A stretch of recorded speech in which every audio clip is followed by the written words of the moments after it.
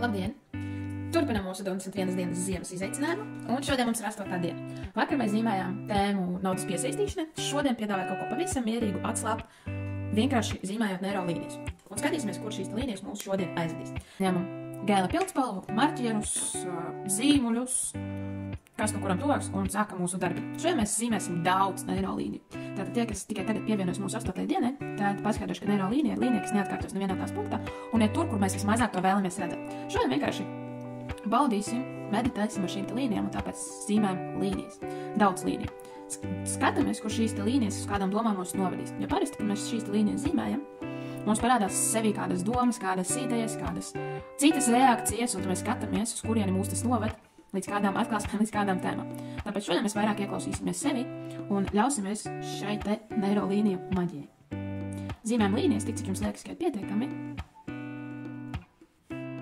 Es domāju, ka pietiks, šī būs pēdējā. Un tad skatāmies tajās vietās, kuras vairāk ir līniju krustpunkti, tad mēs iezīmējam apli. Apli var krustoties viens ar otru. Ja variet atsevišķi iet, tad 3 blakus esoši aplīši. Apļus arī skatāmies pēc sajūtām, cik apļus mums vajag. Un domājam, varbūt kādas domas mums šajos te apļos tiek ieliktas. Respektīvi, kur mūsu domas šajā brīdī traucas. Nu ko, pagaidām man pietiks šo te apļu. Iezīmēšu vēl te vienu nelielu. Un nākamais mēs tad sākam noapļot mūsu neiro līnijas. Tātad tie, kas šodien tikai pieslēgušies, tad atgādināt, kad neirografikā mēs apļojam visus asos stūrīšus, kas rodas līniju krustpunktu krustošanās rezultātā. Kā notiek šī apļošana? Tātad tur, kur līnijas krustojas, mēs ielikam tādus kā pusaplīšus vērstus uz āru un aizkrāsojam viņus. To nodemonstrēšu. Tas izskatās aptuveni šādi. Šajā vietā rodas jauni neironu savienojumi, jaunas domas, jaunas idejas, kā atrisināt šo te lietu, kādas jaunas iespējas. Un tādā veidā mēs noapaļojam visu mūsu darbiņu, visus asos stūrīšus. Kad veicam apaļošanu, skatāmies, kādas domas mums prātā rodas, kādas idejas, kā mūsu ķermenis jūtas, varbūt viņš arī dod kādu zīmu. Un, protams, var skatīties, kā arī mainās mūsu enerģija. Lielākoties, ja runājam par enerģiju, tad, kamēr zīmē neirografiku, viņa papildinās un paliek vairāk. Personīgi man pēc šīm te jau 7 dienām jūtos enerģiskākā, un man liekas, ka katru dienu foršāk tā iesākas, kad es tikusi pazīmēt un nofilmēt priekš jums video.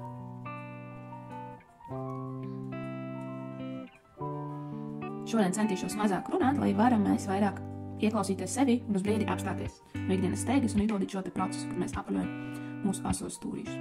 Ja rodas kāds jautājums, tad droši zem video varat viņu uzdot vai arī rakstīt man privāti, tad centīšos atbildēt.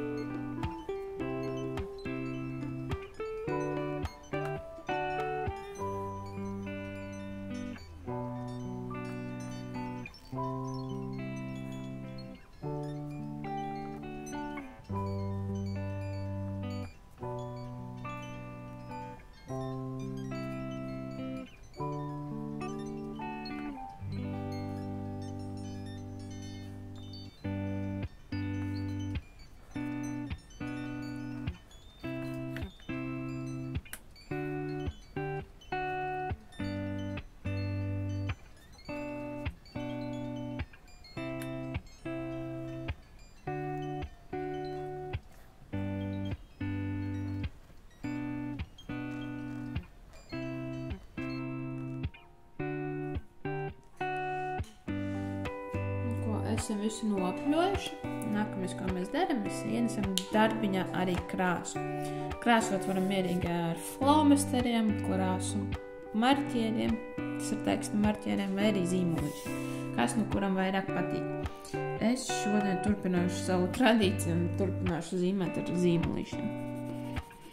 Atceramies, ka vienā krāsā krāsojam vismaz 2-3 krāsu laukumiņus.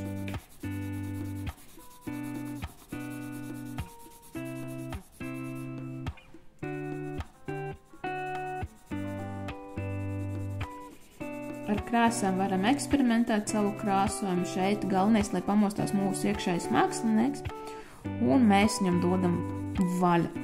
Krāsas var miksēt savā starpā, viņas var iet viena uz otras, var zīmēt dažādus, ēniņas, maliņas, kas nu kurā brīdī gribās.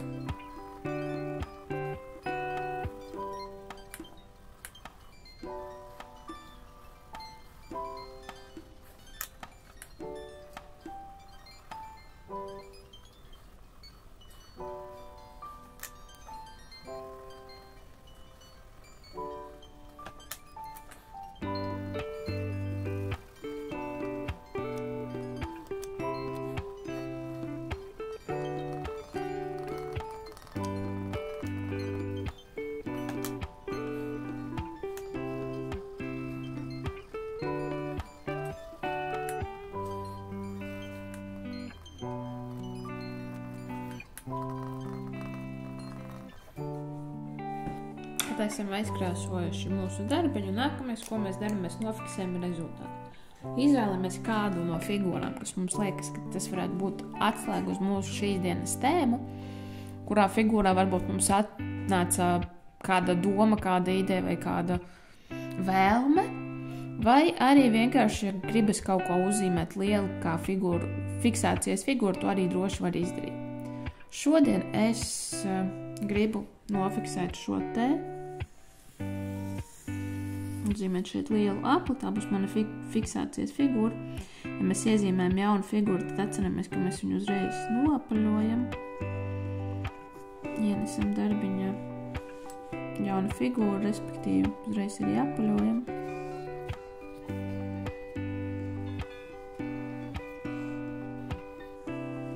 Sākumā pāraugšu pāris reizes, lai izcenātu.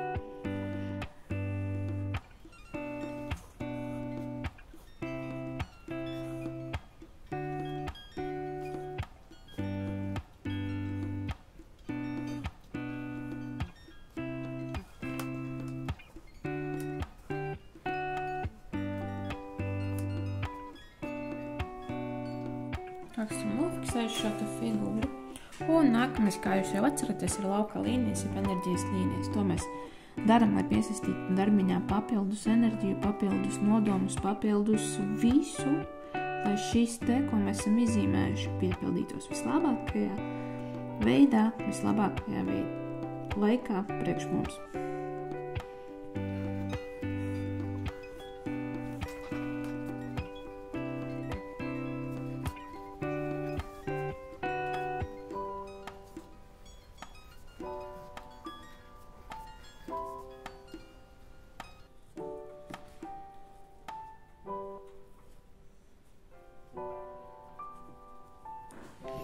Nu ko, darbiņš ir galā. Esam pabeiguši mūsu 8. dienu. Ceru, ka jums bija noderīgi, ka bija interesanti, ka guvāt kaut ko jaunu, radās idejas turpmākajām dienām. Un ļoti priecāšos, ja jūs noliekosiet šo te video, piesakosiet šim te kanālam, vai arī kļūsiet jauns sekotājs Instagramā vai Facebookā. Nu ko, 8. diena ir galā, un tiekamies jau rītdien.